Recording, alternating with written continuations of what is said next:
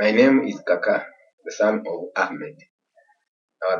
Our great grandfather migrated from Somalia with their camels,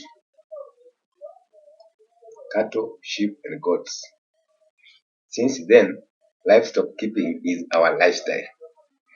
I was therefore born and grew up in an open savanna land, untouched by modern lifestyles. It is the most memorable life as a youth.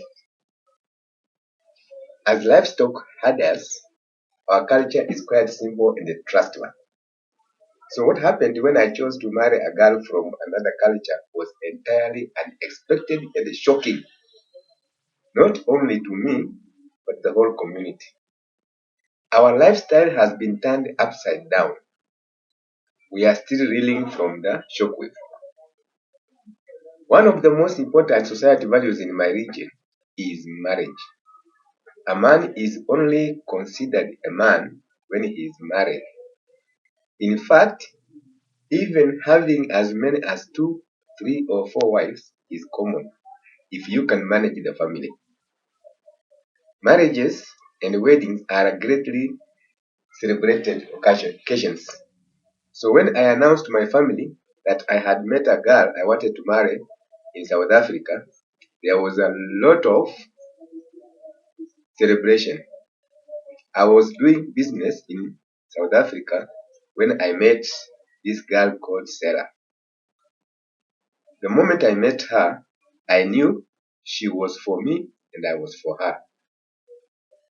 When I informed home that I had got a fiancée, I was told to come and bring her to the family and introduce her. When we were coming, my sister, Dada, traveled all the way to the big city to meet us at the airport.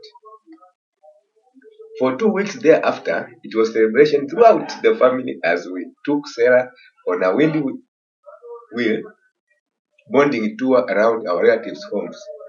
It was more important to her because she was from another culture. In our community, before you call a woman your wife, dowry has to be paid. It has to be paid before a wedding is done.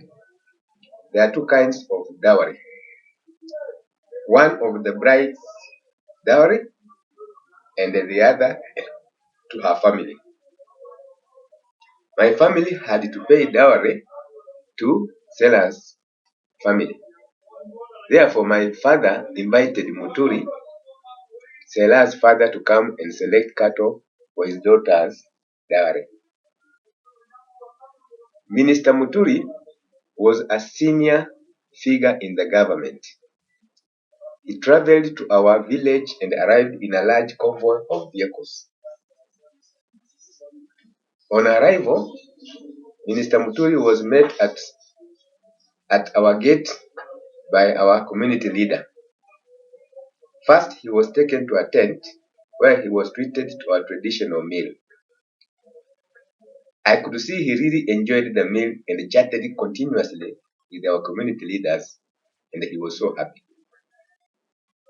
Our women are known for their great cooking powers. After the meal, Minister Muturi was taken to the open field to select cattle for the dowry. He was given freedom to select cattle that pleased him. That is our community way of doing things. He went round the field twice because we have more than 200 herds of cattle. After going round, he walked through the herd, examining each animal carefully. At the end of the examination, he shook his head to show he was not impressed with the type of cattle. He suggested the cows should not be milked. Look at them, poor things. If you milk them, you cannot get fresh milk. You will get sour milk. These cows should be allowed to keep their milk. They need the milk for themselves more than we need the milk from them. The men who were there looked at each other in surprise. That Mr. Muturi believed these cows were more worth unmilked Surely ridiculous. What could he possibly mean? Our community are pastoralists, and we pastoralists are very proud of our cattle, camels, sheep, and goats. They are passed over from grandfather to father, then to son. My father could not believe what he was hearing. He was devastated. My uncle, who was there, was not amused. He felt the whole family has been insulted. He was on the verge of attacking Minister Muturi. It took a combined effort of his wife and myself to restrain him. One elder helped us, cooling him and taking him into the house by telling him a proverb of Somali. A mouth that doesn't belong to you, you cannot shut it. Later on, Minister Muturi was given a gift of 7 goats from our family elder and they drove away in a convoy. He asked to be given time to think it over. I breathed a sigh of relief. I hoped time would heal the event and the minister would eventually come to him for the dowry. I could not give Sela a dowry nor conduct the wedding without her parents' blessings. Since Minister Muturi had asked for time, there was nothing left for me and to do. We flew back to South Africa with Sela, each to her occupation. I hoped too that distance would ease the tension. What I did not know was that Minister Muturi had other plans for blessing our marriage. At least what he thought was best for his only daughter. Had I known, I would not have gone to South Africa so soon. Had I known that a wind of change was blowing towards our village at a rapid pace. During the dry season, the grass in our zone dries up. Our older men and the young men take cattle to graze long distances, sometimes up to 300 kilometers away. They are away from the village up to 4 months, and as I and Sela flew back to South Africa, they were departing with their livestock to the far-off grazing land. During those 4 months, there were a lot of changes that happened in our village, in our absence. Unknown to my father and to Sela, during the 4 months we were away, a lot of things happened. Minister Muturi arranged for a road to be built from the nearest village to the town, and then from the town to our village. The villagers were surprised but glad. Now they could travel easily to town for medical treatment and maternity services. Next, Minister Muturi had electricity connected. Finally, he arranged for a borehole to be drilled and the piped water points spread to nearby villages. Our villagers were awed but happy. After that, Minister Muturi bought construction materials and hired 50 lorries to transport them to our village. He pitched up tents and brought construction workers and tools to our home. The engineers and the construction workers descended on our village, and within a month, a bungalow for me and the Sela was completed on my father's land and furnished. The villagers reacted to the changes with mixed feelings. While some embraced the modernization, others clung to the tradition, creating a divide among the villagers. Those who embraced the modernization took the opportunity to upgrade their properties. My community are very well off people because of our livestock. and those who move to towns embrace business. As a result, many have heavy bank accounts lying idle and unused. What we lack is technical know-how and skilled labor.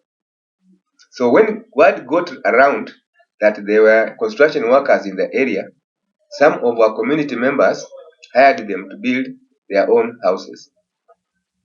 Within a short span period of time, our village underwent a great transformation. When my father and other elders returned from the dry season stock grazing in the far-off land, they could hardly recognize their village. My father returned from the long distance grazing and found a complete metamorphosis of the village and especially his home. His reaction was livid with anger.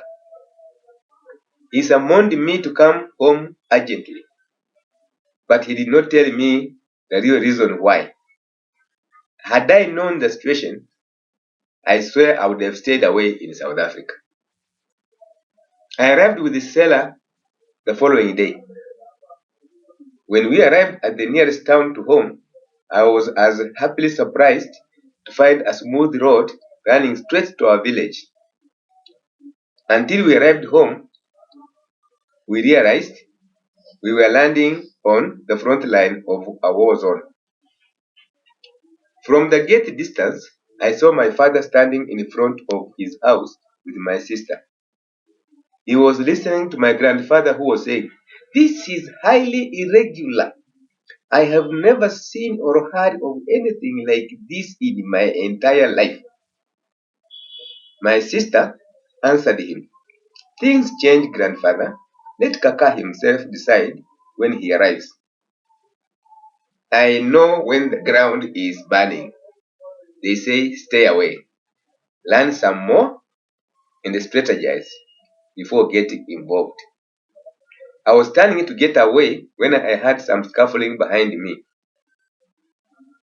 I was in time to save the situation as my father was about to fight his own brother, for, he said, interfering in his family matters. My father told off his brother in our Somali proverb, "A fire that did not burn you, you wouldn't know how hot it is." This is when I realized the entire situation was chaotic. At another corner, my uncle, my youngest brother, and my mother were in a dispute with my aunt. It was like my whole family was on fire. Finally, I was face to face with my father in front of his house. He lamented, "First, this man rejects our dowry. Now he builds this monster on our land. What's the meaning of this?" When my mother saw me and my father, she came quickly behind me and was whispering behind me, "Don't listen to your father. The deed is already done." I ignored my mother and walked over to Sela, who stood in front of the new bungalow on the other side of the compound, and repeated my father's sentiments. She seemed genuinely surprised. She took off her headscarf as if to see me better and asked, "What has my father done wrong? He just wants the best for me. Doesn't your father see how the whole village is happy?" As I decided to walk back to my father and tell him her sentiments, I noticed her tightening the scarf around her head and was following me. She couldn't understand the anger. I was torn between two words, but also love is never simple. A proverb my grandfather taught me now rang in my ears. Either suffer from women or suffer without them. But men understand that they badly need them. As I walked back to tell my father her sentiments, I noticed she was following me, even as she retied her headscarf. Before I could say anything, my father shouted, who does her father think he is? You tell her to go and tell her father to come. and remove this house from my compound immediately. Suddenly, I felt as angry as my dad. I pointed a finger and repeated my father's words. She surprised me. She was silent for a while as she tightened the headscarf. Then she pointed back at me and shouted, "That house is where you and I will live. So you tell your father to get his land off my father's house."